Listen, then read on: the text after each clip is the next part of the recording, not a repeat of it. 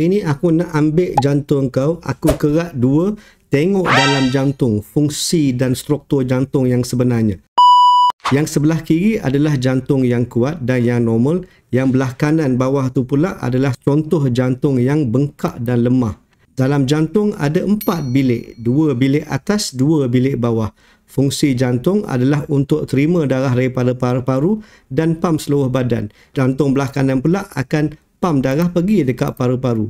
Dalam jantung ada 4 ruang, 2 ruang di atas dan 2 ruang di bawah. Kau tengok dalam jantung ada macam-macam benda. Ada injap 1, 2, 3, 4 injap. Yang bawah belah kiri ni adalah the main pumping chamber. Otot jantung yang paling kuat, dia akan pam darah pergi seluruh badan. Nampak? Darah masuk dan keluar daripada jantung. Setiap minit, setiap saat, jantung tak pernah berhenti. Kalau berhenti bahaya. Di luar jantung ni pula adalah saluran darah jantung. Saluran darah jantung yang menyebabkan blok yang serangan jantung. Dia duduk di luar, di dalam selaput luar saluran darah jantung. Bukan dalam jantung. Ada 3 saluran darah. 1 yang sebelah kanan, 2 sebelah kiri.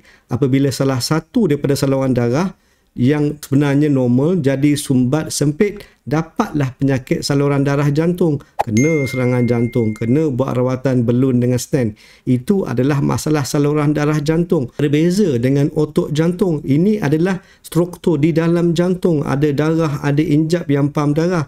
Bila ada blok, sakit dada, kena serangan jantung, penyakit tu adalah penyakit saluran darah yang duduk di luar jantung.